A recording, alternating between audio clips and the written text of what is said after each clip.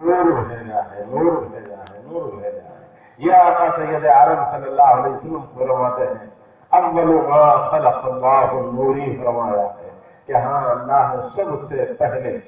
حضرت زید رضی اللہ تعالی عنہ نے فریاد کیا یا رسول اللہ نے سب سے پہلے کیا پیدا کیا؟ اللہ نے کائنات میں جب اللہ وہ ہے جو ابد الآباد ہے، وہ اللہ ابد الآباد ہے، تو سب سے پہلے اللہ نے کیا پیدا کیا؟ تو میرے آقا نے کہا کہ سب سے پہلے اللہ نے تیرے نبی کے نور کو پیدا فرمایا۔ سبحان اللہ۔ تو اسی لیے ہم کہتے ہیں ظہور نور کہتے ہیں۔ میلاد کے مہینے کو 12 تاریخ کو جو آقا سید عالم کی ولادت باسعادت ہے، وہ آقا سید عالم جو سید المرسلین ہے، جو اول ما خلق اللہ نوری ہے، وہ آقا سید عالم کو اللہ نے لباس بشریت میں بھیج کر ساری انسانیت پر بڑا احسان فرمایا۔ سبحان اللہ۔ یہ احسان ہے، خود اللہ احسان کا تمہیں احساس بھی دلاتا ہے کہ تم پر ہم نے یہ احسان کیا ہے کہ ہمارے محبوب کو ہم نے تم میں بھیج دیا۔ سبحان اللہ۔ یہ آقا سید عالم صلی اللہ علیہ وسلم کا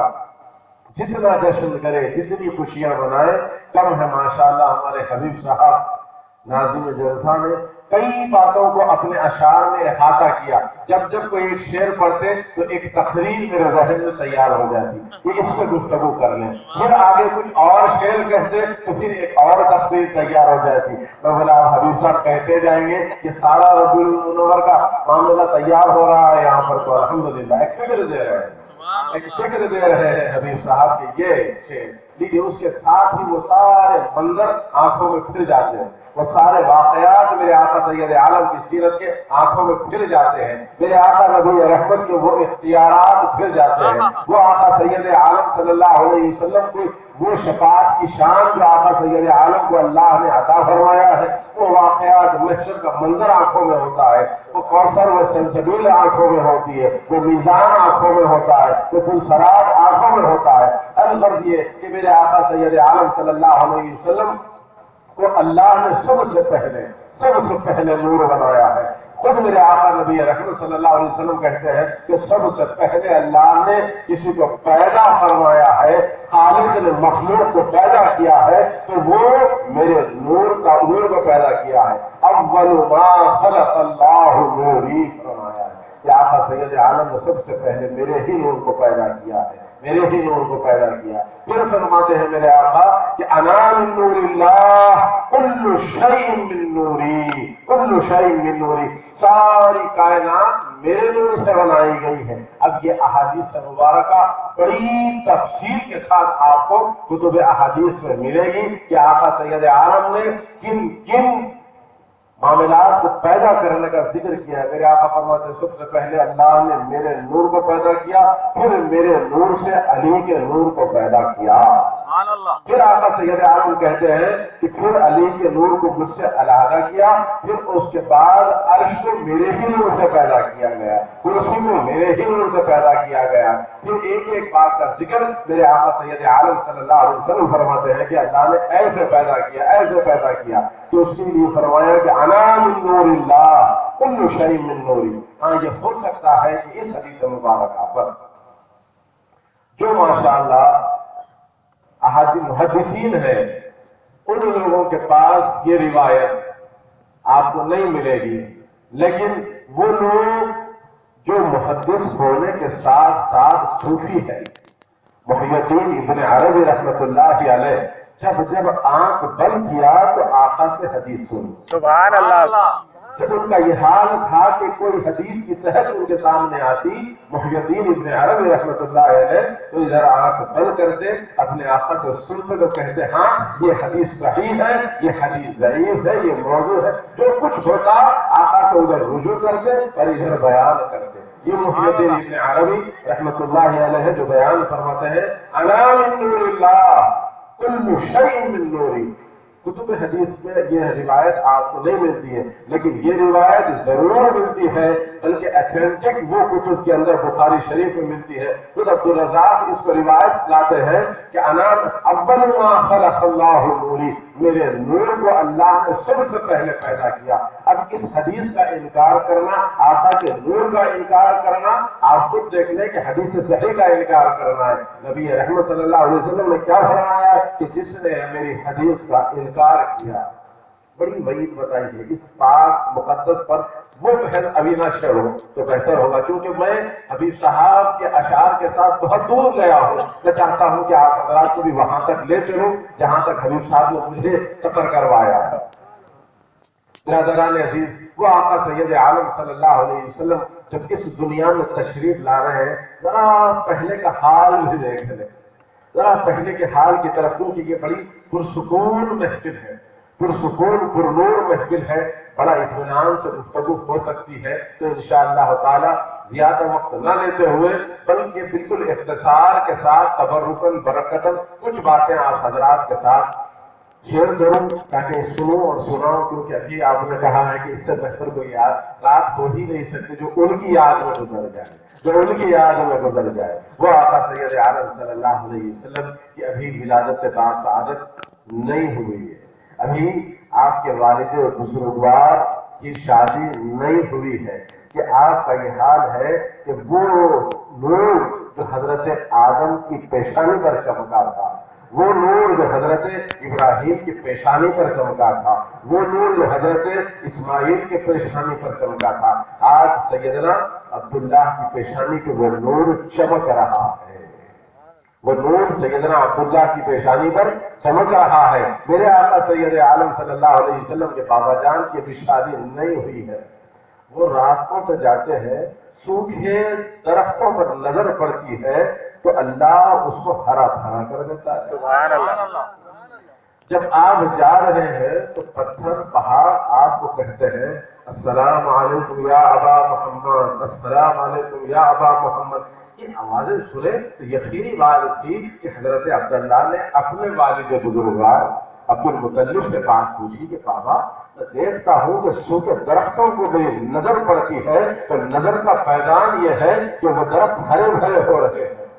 اور پتھر پہاڑ سے مجھے آواز آ رہی ہے، کنکریاں مجھے آواز دے رہی ہے کہ السلام علیکم یا ابا محمد. اس پر آقا سید عالم کے دادا جان نے کہا کہ بیٹا ان قریب تم ایک عظیم الشان شخصیت کے والد بنے ہیں. سبحان اللہ. حضرت عبداللہ کا معاملہ یہ تھا کہ وہ اس زمانے کی عرب کی وہ خواتین جو اس وقت کی بڑی اہل ثروت سمجھی جاتی، آپ کو اپنا اپنا نکاح پیش کرتی، نکاح کی نسبت پیش کرتی، نکاح کی خواہش ظاہر کرتی. ایک عالمہ تھی، سیرت کی کتب میں یہ روایت محفوظ ہے کہ ایک یہودی عالمہ تھی جو مکے میں رہا کرتی تھی اور بڑی پاک دامن خاتون تھی. اللہ اللہ کے دن رات اس کے اللہ کی یاد میں گزرا کرتے. وہ حضرت عبداللہ سے اپنا پیغام بھیجائی، آپ نے انکار کر دیا. ایک دن جب یہ معاملہ چلتا رہا تو وہ جب کبھی حضرت عبداللہ گزرتے تو وہ اپنے گھر کے دروازے سے آپ کو تکتے رہے. اب اہل دنیا بولتے کہ بھئی اتنی عابدہ زاہدہ پاک خاتون، یہ کیا بات ہے کہ اس عرب کے نوجوان جب جاتے ہیں راستے سے ان کو تکنے لگتی ہے. حضرت عبداللہ کو بھی عادت سے پڑ گئی تھی کہ بھئی جاتے ہیں تو وہ ٹھہر کر دیکھتے رہتی ہے. ایک وقت ایسا بھی آیا کہ آپ کا نکاح ہو گیا، حضرت عبداللہ سامنے سے جا رہے، وہ خاتون دیکھی تو پھر پلٹ کر نہیں دیکھی. آپ نے اس کو آواز دیا، بولے کہ ہر وقت تو میرا چہرہ تکتے رہتی تھی، آج کیا بات ہے کہ تو نے اپنی نگاہ پھیر دی؟ بولی کہ میں جس نور کو، جس نعمت کو پانا چاہتی تھی وہ نعمت آج تمہارے پیشانی پہ چمک نظر نہیں آتی. کیا تم نے نکاح کر لیا؟ آپ نے کہا کہ ہاں میرا نکاح ہو گیا. بولے وہ نعمت منتقل ہو گئی، وہ نعمت منتقل ہو گئی جس کو پانے کی طلب میں تجھے دیکھتے بھی رہتی اور خواہش بھی کرتی کہ تو مجھ سے نکاح کر لے. یہ سیدنا عبداللہ کی زندگی کا حال. اور اس کے بعد آپ سید عالم سے بی بی آمنہ سے آپ کا نکاح ہوتا ہے، بی بی آمنہ سے آپ کا نکاح ہوتا ہے. لیکن اللہ کو جو منظور تھا، ابھی آپ نے شعر کہا دل طلب گئے، وہ یتیم کو اللہ نے جو اختیارات عطا فرمائے،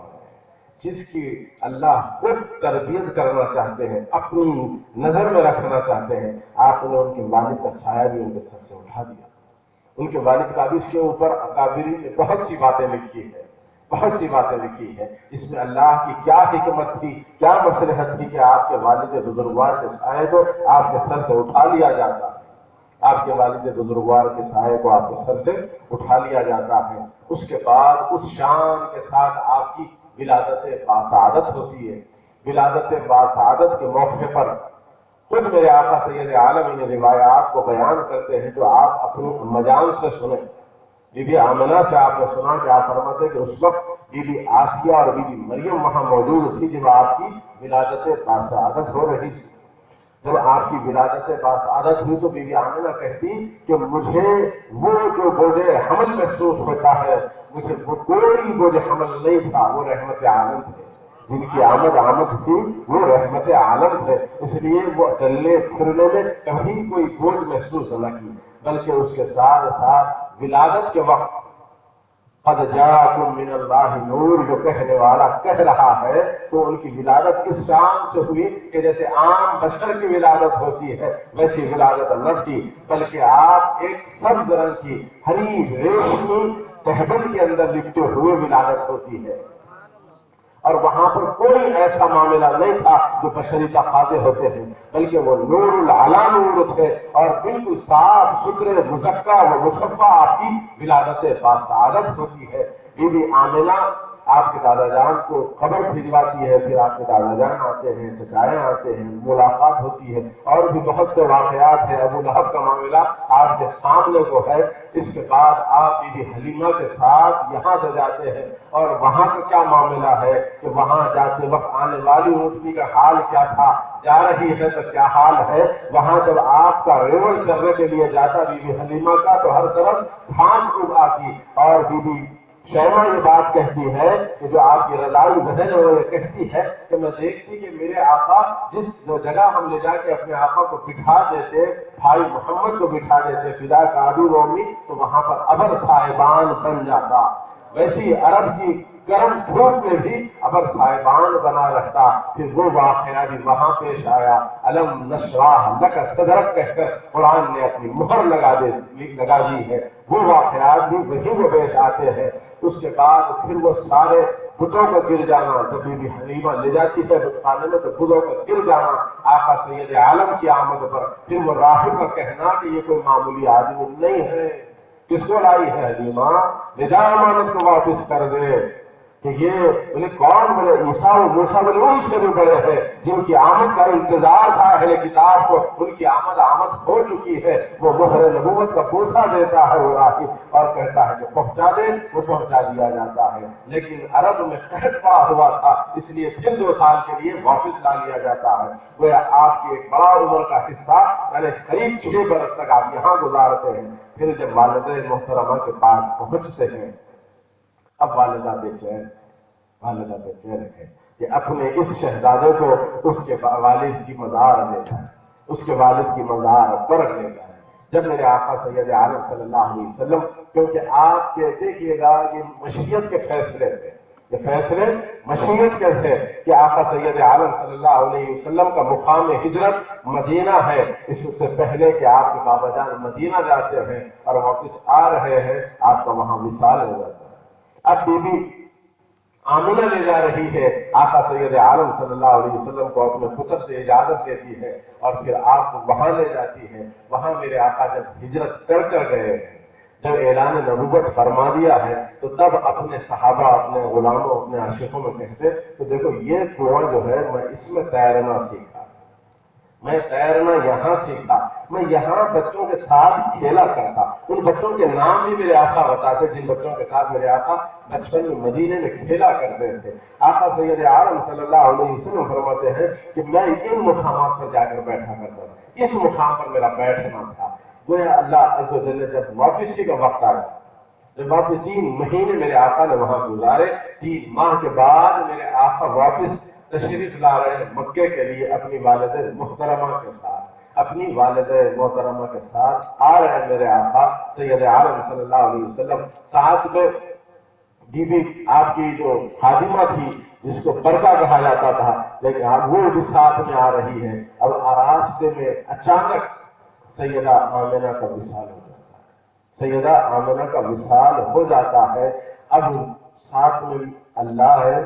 وہ خادمہ ہے، اور آپ کی والدہ 3 مہینے گزارے ساتھ، واپس آ رہے ہیں، وہ بھی اس دنیا سے رخصت ہوگی، وہ بھی اس دنیا سے رخصت ہوگی۔ اب حضور سید عالم صلی اللہ علیہ وسلم پر کیا گزری ہوگی، کیا کیفیات رہی ہوگی کہ آقا سید عالم بے قرار ہے اپنی والدہ کو دیکھ کر اس حالت میں، لیکن جو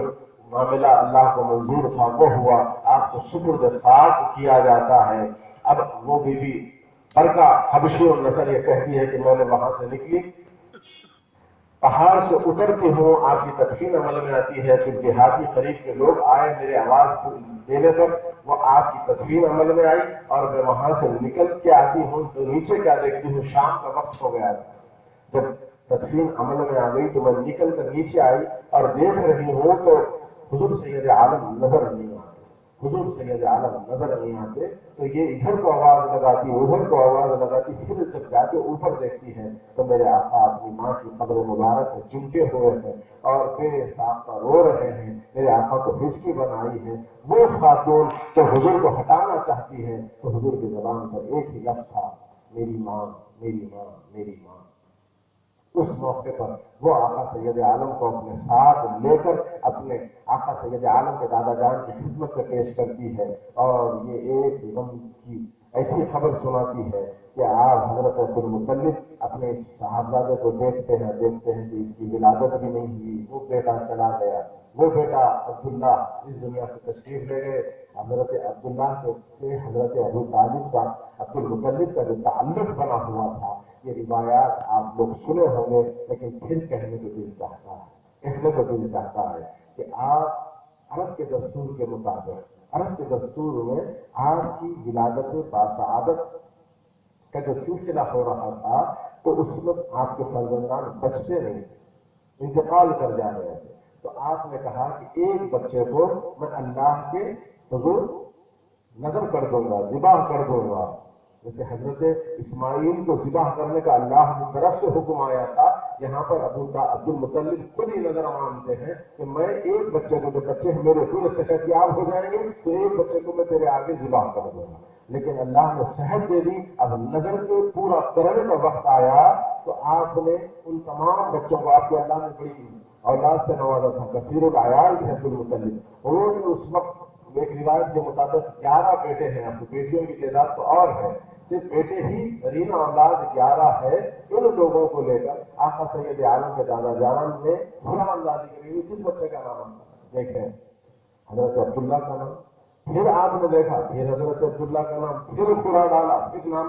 کی چٹھی وہی نکلتی ہے حضرت عبداللہ کی۔ اب آپ نے کہا کہ میں عبداللہ کے بدلے میں 10 اونٹ اللہ کے راہ میں قربان کرتا ہوں، چٹھی ڈالی، پھر حضرت عبداللہ کا نام، پھر 20 کرا، پھر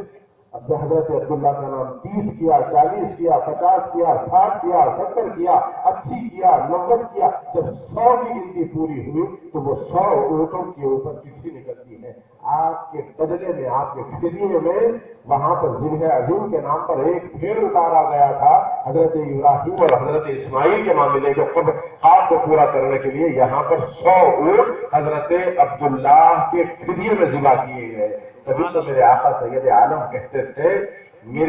میں 2 ذبیحاؤں کا بیٹا ہوں، ایک میرا باپ عبداللہ، ایک میرا جد اسماعیل، 2 ذبیحاؤں کا بیٹا ہوں۔ اکثر اہل کتاب عیسائی یہ کہتے ہیں کہ ذبیح اللہ اسماعیل نہیں بلکہ اسحاق ہے، ذبیح اللہ اسماعیل نہیں بلکہ اسحاق ہے، بڑی طویل بحث ہے، بڑی روایات پڑھتے آئے ہیں، آپ کو سمجھ میں آتا ہے کہ کچھ بنی اسرائیل کی روایتیں بھی ہمارے سامنے آتی ہیں، عبداللہ ابن عباس کی روایتیں بھی ہمارے سامنے آتی ہیں کہ کون ذبیح اللہ ہے، لیکن یہاں حضور سید عالم دلیل کے طور پر یہی حدیث پیش کی جاتی ہے کہ آقا نے فرمایا کہ میں 2 ذبیح اللہوں کا بیٹا ہوں، ایک حضرت عبداللہ کا، ایک حضرت اسماعیل کا۔ وہ آقا سید عالم صلی اللہ علیہ وسلم کے والد بزرگوار تھے، اور آپ کی والد محترمہ کا بھی وصال ہو گیا، اب آپ اپنے دادا جان کے زیر نگر ہو گئے، اپنے دادا جان کے زیر نگر ہو گئے۔ میں پھر آپ کو مدینے کی طرف لے جاؤں تو وہ بات آپ کے سامنے آئے گی کہ آقا نبی رحمت صلی اللہ علیہ وسلم نے مرحبا، آقا نبی رحمت صلی اللہ علیہ وسلم نے جب ہجرت فرما گئے بحیثیت نبی میرے آقا تشریف لا رہے تھے بحیثیت نبی، میرے آقا سید عالم تشریف لا رہے مکے کے لیے، مکے کے لیے میرے آقا تشریف لا رہے، راستے میں آپ نے کہا کہ خیمہ یہاں ڈالو، جبکہ نیچے ڈالا گیا تھا، آپ نے فرمایا کہ نہیں، کئی کلومیٹر کا معاملہ تھا، بولے کہ نہیں خیمہ یہاں لگاؤ، کہاں؟ جہاں آپ کی والد محترمہ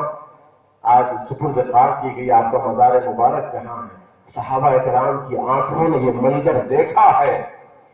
آقا سید عالم صلی اللہ علیہ وسلم کی وہ منظر صحابہ دیکھے ہیں، اور کتب حدیث میں یہ باتیں موجود ہیں، ایک نہیں متواتر روایات آپ کے سامنے آئے گی کہ آقا سید عالم اس رات خیمے تھوڑی دور کو لگائے گئے، اور جب نماز عشاء سے لوگ فارغ ہو گئے اپنے اپنے خیموں میں گئے تو میرے آقا سید عالم خیمے سے نکلتے ہیں، رات کا اندھیرا ہے، میرے آقا سید عالم اپنی والد محترمہ کے مزار پر آتے ہیں اور وہاں بیٹھ جاتے ہیں جیسے اہل عرب بیٹھتے ہیں، آپ حضرات بھی بیٹھتے ہوں گے، ایک خاص انداز سے دونوں پیروں کو ایسے موڑ کر اور ایسے رومال ڈال کر بیٹھتے ہیں، یا پھر ایسے ہاتھ پہ ہاتھ رکھ کے ہاتھوں سے سہارا دے کر بیٹھتے ہیں، ویسے میرے آقا سید عالم کی یہ بیٹھک ہوا کرتی ہے۔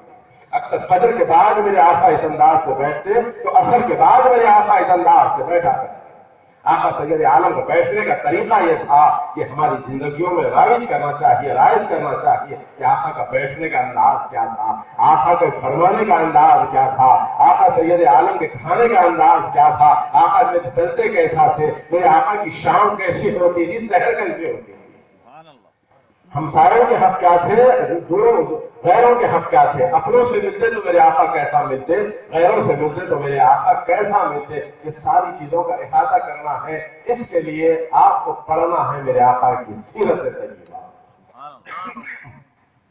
آقا سید عالم کی سیرت طیبہ پڑھنے سے وہ محبت میں ایک عجیب کیفیت پیدا ہو جاتی ہے، جب کبھی آقا کا ذکر آ جائے یا پھر کوئی بات سامنے آ جائے تو وہ سارے منظر ہماری آنکھوں کے سامنے کھل جاتے ہیں، ہمیں ادھر کو دیکھنے کی ضرورت نہیں ہے، وہ میرے آقا سید عالم جو ساری انسانیت کے لیے نمونِ حیات بن کر آئے ہیں، ان کی ایک ایک ادا ہمارے ذہن میں محفوظ رہتی ہے اور ہم اسی انداز سے اپنی زندگی گزارنے کی کوشش کرتے ہیں۔ آقا سید عالم بیٹھے ہیں، زار و فتح میری آنکھ سے، آقا سید عالم کی آنکھ سے آنسو جاری ہے اور اپنی والدہ کی مزار پر گھنٹوں گزارا ہے، گھنٹوں میرے آقا سید عالم بیٹھے رہے ہیں اور ماں کی مزار کو دیکھ رہے ہیں بحیثیت نبی۔ ارے میرے آقا تو اس وقت بھی نبی تھے جب ہی حضرت آدم ابھی مٹی اور پانی کے مراحل طے کر رہے تھے، لیکن یہ کچھ نادان کہتے ہیں کہ آقا سید، ہم کہتے ہیں اعلان نبوت، ہم کہتے ہیں اعلان نبوت فرمایا آقا نے 40 برس کی عمر میں، وہ یہ کہتے ہیں کہ آقا کو 40 برس کی عمر میں نبوت ملی، جبکہ خود آقا کہتے ہیں کہ ارے میں اس وقت بھی نبی تھا جب آدم مٹی اور پانی کے مراحل طے کر رہے تھے۔ یہ آقا کی حدیث کے صحیح مخالفت کرتے ہوئے لوگ کہتے ہیں تعجب ہے، اور اللہ جن کو ہدایت دے وہ سمجھے، بعض مرتبہ سارا کچھ سننے سمجھنے کے بعد بھی آدمی کو نہ سمجھ رہا، سمجھ کر پھر نہ سمجھے، میری سمجھ میں وہ نہ سمجھ ہے، ہمارے کریم نے اکثر کہا کرتے ہیں۔ وہ آقا سید عالم صلی اللہ علیہ وسلم بحیثیت نبی سید عالم بیٹھے ہیں مزار پر اور اپنی والدہ، یہ روایات بھی آپ کو کتب حدیث میں ہی ملے گی کہ آقا نبی رحمت اسی موقع پر اپنی والد محترمہ کو آواز دی اور آقا سید عالم کی آواز پر اللہ نے ان کو پھر ایک مرتبہ ان کی قبر سے باہر تشریف لائے اور میرے آقا نے اپنے کلمے کی دعوت دی، وہ کلمہ پڑھتی ہے پھر مزار میں چلی جاتی ہے۔ آج افسوس، سچ افسوس ہے کہ تمہاری جرأت اتنی بڑھ گئی ہے کہ آقا سید عالم کے والدین کو کافر کہنے والوں، افسوس ہے تمہاری فکر پر کہ آقا سید عالم صلی اللہ علیہ وسلم کے والدین کو کافر کہتے ہیں، اور پھر اس کے اوپر بڑی بڑی دلیلیں پیش کرتے ہیں، لمبی چوڑی تقریریں کرتے ہیں کہ آقا سید عالم کے والد کافر تھے، آقا کی والدہ کافر تھی۔ یہ روایت یوں کو ملتی ہے، یہ روایت یوں ملتی ہے۔ جب کبھی آپ کے سامنے اگر دو روایتیں بھی آ رہی ہیں کسی ایک عام انسان کے بارے میں بھی کہ ایک روایت ان کے ایمان کی آتی ہے، ایک روایت ان کے کفر کی آتی ہے، تو حکم یہی ہے شرع کا کہ حسن ظن رکھتے ہوئے وہ ایمان والی روایت کو اختیار کر لو۔ لیکن یہ کیا عجب معاملہ ہے، ستم بالائے ستم، کہ آقا سید عالم کے والدین کے بارے میں زبان کھولی جا رہی ہے، آقا سید عالم نے اپنی والدہ کی مزار پر بیٹھا اور اتنا روئے اسی انداز سے صحابہ آگے عاشق کہ آقا کو دیکھ رہے ہیں، آپ کی والدہ کی مزار کو دیکھ رہے ہیں۔ برادران عزیز، سید عالم صلی اللہ علیہ وسلم وہاں سے پھر مکے کی طرف تشریف لاتے ہیں۔ وہ آقا سید عالم کی سیرت کے واقعات بہت سے ہیں، بس 2-3 باتیں، کیونکہ بولی بات ہمارے حبیب صاحب نے اس کو احاطہ کیا ہے، وہ باتیں کہتے ہوئے میں اپنے کلام کو سمجھ لوں۔ جو وقت کی ضرورت ہے وہ بات آپ سے عرض کر دوں کہ آقا سید عالم صلی اللہ علیہ وسلم مکے میں تشریف لائے ہیں۔ ابھی اعلان نبوت کے ساتھ ہی سب سے پہلے کون ایمان لایا؟ بڑی اچھی ترتیب دی گئی، عمدہ ترتیب دی گئی کہ 5 لوگ ایسے ہیں جن کے نام سر فہرست ملتے ہیں۔ بعضوں نے ایک نام کو اور گرا دیا، 4 نہیں 5 تو ہے۔ جو اہل علم ہیں وہ جانتے ہیں کہ 5 نام ہیں ایسے جو سب سے پہلے ایمان لائے۔ اب سب کے سب کو نمبر 1 پر رکھا، نمبر 1 5 نام۔ عمدہ ترتیب ہے، عمدہ تقسیم ہے، اس سے کوئی اختلاف نہیں کہ سب سے پہلے خواتین میں ایمان لانے والے کون؟ سیدہ فاطمہ کبریٰ رضی اللہ تعالیٰ عنہا سلام اللہ علیہا، جن پر اللہ کا سلام ہے۔ سیدنا ابو بکر صدیق رضی اللہ تعالیٰ عنہ، سیدنا زید بن حارثہ رضی اللہ تعالیٰ عنہ، سیدہ فاطمہ کی بڑی بہن ہے سیدہ زینب رضی اللہ تعالیٰ عنہ،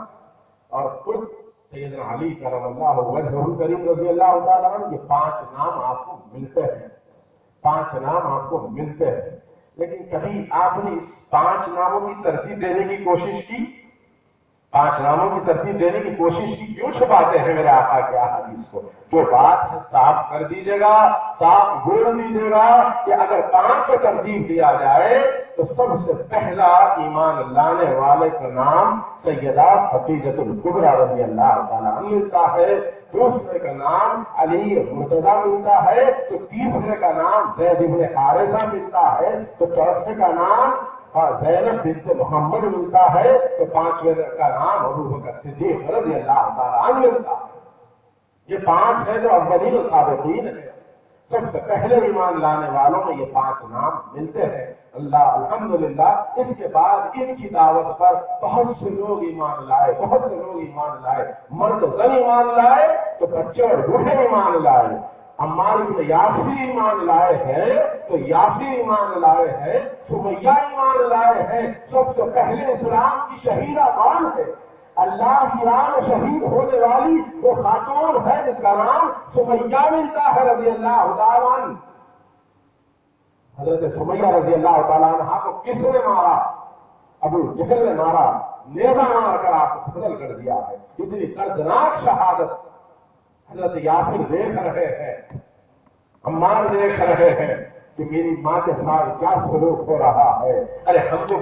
بلایا گیا، پکڑ کر لایا گیا، آزاد کرانے کے لوگ تھے، لیکن یہاں لا کر غلام بنا دیا گیا، اسیر بنا دیا گیا۔ اس کے بعد ان کے ساتھ ان